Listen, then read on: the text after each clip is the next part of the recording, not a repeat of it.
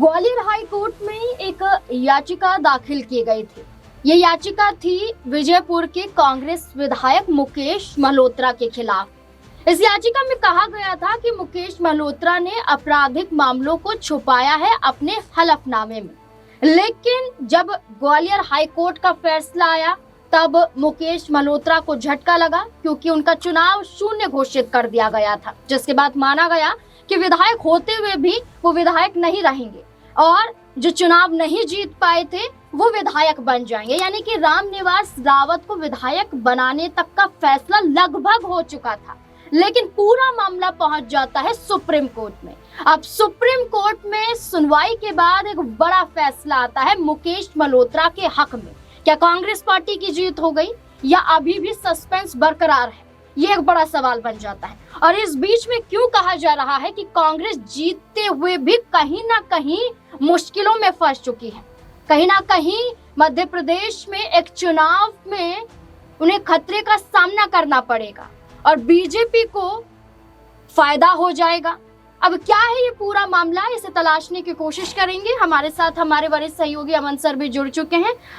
Sir, Madhya Pradesh में Vijaypur seat एक ऐसी सीट रही जहां पर उपचुनाव तो हुआ, लेकिन उपचुनाव में ज्योतिरादित्य सिंधिया पर खुद बीजेपी के प्रत्याशी रामनिवास रावत ने आरोप लगा दिया कि वो प्रचार प्रसार करने नहीं उतरे। बीजेपी के कई चेहरों ने भी दूरी बनाई। इस बीच में रामनिवास रावत को पहले से मंत्री बना दिया जाता है, लेकिन चुनाव हार जाते हैं। मुकेश मल्होत्रा चुनाव जीत जाते हैं, लेकिन ग्वालियर हाई कोर्ट तक जब मामला पहुंचता है तो खेल बदल जाता है। लेकिन जब सुप्रीम कोर्ट तक मामला पहुंचता है तो यहाँ कहीं ना कहीं नजर आता है कि अभी भी कांग्रेस पर जो इल्जाम लगाए जा रहे थे बीजेपी द्वारा वो गलत है। अब रामनिवास रावत ने आपराधिक मामलों को छुपाने का आरोप लगाया। सुप्रीम कोर्ट ने सीधे तौर पर कह दिया कि जांच जारी है, दोनों पक्षों को सुना जा रहा है। अभी जो विधायकी रद्द करने का मामला था इस पर स्टे लगाते हैं। सुप्रीम कोर्ट ने राहत दे दी। इस राहत के साथ आप कैसे देख रहे हैं कि क्या वाकई रामनिवास रावत को एक बड़ा झटका लगा, बड़ी हार नजर आ रही है? देखिए, बिल्कुल, और इसमें कोई दोहराई की बात नहीं है कि मध्य प्रदेश में कांग्रेस पार्टी अपने आप को दोबारा मजबूत करने का जो प्रोसेस उसमें लगी हुई दिखाई पड़ती है।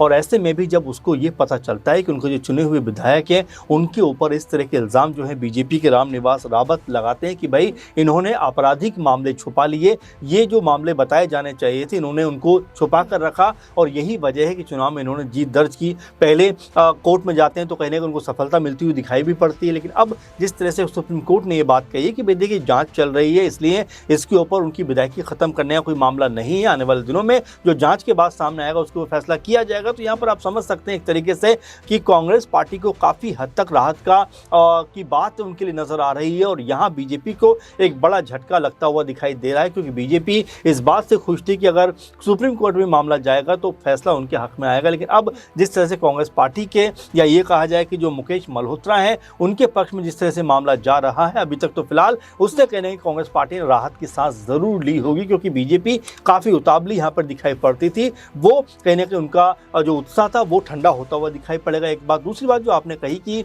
जिस तरीके से सिंधिया के ऊपर आरोप लगे थे, देखिए बहुत सारे विधायक सिंधिया के साथ में बीजेपी छोड़कर, जो कांग्रेस छोड़कर बीजेपी में शामिल हुए थे और उनमें से भी तमाम विधायकों ने आरोप लगाया था कि इससे पहले तो अच्छे तो हम कांग्रेस पार्टी में ही थे, बहुत सारे लोगों को टिकट काट दिए गए, तमाम चीज़ें हुई और सिंधिया को लेकर भी तमाम सारी बातें की गई। लेकिन फिलहाल अगर अभी की स्थिति को हम देखें तो कांग्रेस पार्टी के जो नेता हैं, खासकर जो अध्यक्ष हैं मध्य प्रदेश इकाई के जीतू पटवारी, वो बहुत ज़्यादा सक्रिय नजर आते हैं। हर एक मुद्दे पर कहीं ना कहीं सरकार को घेरते हुए दिखाई पड़ते हैं, हर मुद्दे पे सवाल पूछते हुए नजर आते हैं और ये जिस तरह से सक्रियता उनकी नजर आती है उससे ऐसा लगता है कांग्रेस पार्टी अपने आप को मध्य प्रदेश में एक बार फिर से मजबूत करने का जो प्रयास था उसमें काफी हद तक सफल होती हुई दिखाई पड़ रही है। और ऐसे में भी जब मुकेश मल्होत्रा को लेकर इस तरह की खबर सामने आती है तो वाकई में कांग्रेस पार्टी के लिए थोड़ी बहुत तो राहत यहाँ पर दिखाई पड़ती है। अच्छा सर, राहत तो नजर आ रही है, लेकिन इस बीच में ये भी माना जा रहा है कि कांग्रेस की मुश्किलें बढ़ सकती है, क्योंकि ये कहा गया कि स्टे लगाया है, फैसला नहीं सुनाया है और फैसला 4 महीने बाद जाकर सुनाया जाएगा। यानी कि जुलाई महीने में अगली सुनवाई होगी 23 जुलाई में और 23 जुलाई को दोनों पक्षों को फिर से सुना जाएगा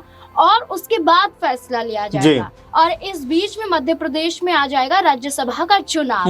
राज्यसभा की 3 सीटें खाली हैं जो जून में इसका चुनाव होगा और ये माना जा रहा है कि जो स्टे लगाया है इस बीच में मुकेश मल्होत्रा को लेकर ये भी कहा गया है कि वो अपनी विधायक होने का कोई भी जो बल है वो प्रयोग उपयोग नहीं कर सकते, यानी कि आप विधायक तो हैं लेकिन अभी नाम मात्र के हैं, ना तो आप चुनाव में जाकर वोट डाल सकते हैं, ना ही विधायक होने के साथ साथ आपको कोई भी फायदा मिल सकता है। तो इस बीच में एक आंकड़ा पेश करें तो कांग्रेस पार्टी के पास 65 विधायक हैं और यहाँ आपको बता दें कि 58 विधायकों की जरूरत है एक सीट जीतने के लिए, 3 सीटें खाली हैं और इसमें बीजेपी के पास 164 विधायक हैं। तो माना जा रहा है कि क्रॉस वोटिंग के साथ मुकेश मल्होत्रा का कहीं ना कहीं चुनाव ना करने के साथ साथ कांग्रेस को नुकसान झेलना पड़ सकता है। जी देखिए, जाहिर बात है क्योंकि यहाँ पर हम अभी बीते चुनावों की बात, राज्यसभा के लिए चुनाव हुए थे, उसमें कांग्रेस पार्टी के तमाम विधायक ऐसे थे जो क्रॉस वोटिंग करते हुए नजर आए या चुनाव में उन्होंने हिस्सा ही नहीं लिया। तो कांग्रेस पार्टी के लिए समस्या की बात तो है कि चलिए यहाँ पर उनको राहत मिल रही कि चलिए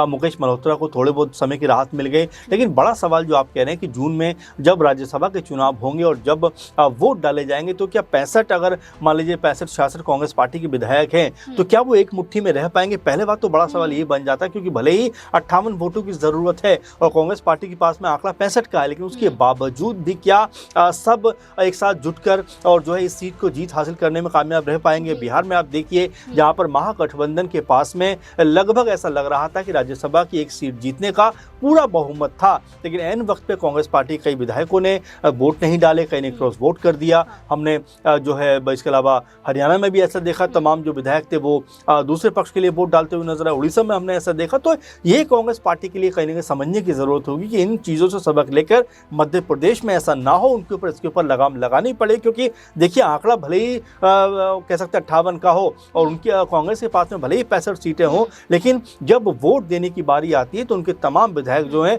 दूसरे खेमों में जाते हुए नजर आते हैं और इसी बात को लेकर कांग्रेस पार्टी पशोपेश में परेशान है। और यहाँ पर जीतू पटवारी जो है, जो अध्यक्ष है, जैसे मैंने कहा कांग्रेस पार्टी के मध्य प्रदेश इकाई के, तो क्या यहाँ पर वो प्लानिंग बनाएंगे? क्या राहुल गांधी और तमाम जो कांग्रेस आला कमान है वो इसको लेकर क्या प्लान बनाएंगे? क्योंकि मध्य प्रदेश में कांग्रेस पार्टी ऐसा लग रहा था कि जीत की राह पर है, लेकिन उसको बावजूद भी उनको वहां पर हार का मुंह देखना पड़ा था मध्य प्रदेश विधानसभा चुनाव में। तो ऐसे में क्या यहाँ पर भी कोई प्लानिंग ऐसी बनाएंगे जिसके जरिए अपने विधायकों को एकजुट रख पाए, या कोई बड़ा खेल यहाँ पर भी होता हुआ दिखाई पड़ेगा? बिल्कुल बड़े खेल को लेकर कहीं ना कहीं सवाल है, लेकिन इस बीच में वाकई ये कहा जा रहा है कि सिर्फ मुकेश मल्होत्रा ही नहीं बल्कि कांग्रेस पार्टी के अन्य विधायक भी हैं जो नाराज चल रहे हैं कांग्रेस पार्टी से। और बीजेपी के मंच पर तो निर्मला स्प्रे कई बार नजर आई और ये माना जा रहा है कि पाला बदलने की कोशिश है और मुकेश मल्होत्रा पर अब फैसला आने के लिए समय बाकी है। अब इस बीच में यही बड़ा सवाल है कि जीत कर भी कहीं ना कहीं कांग्रेस पार्टी हारी हुई नजर आ रही है या फिर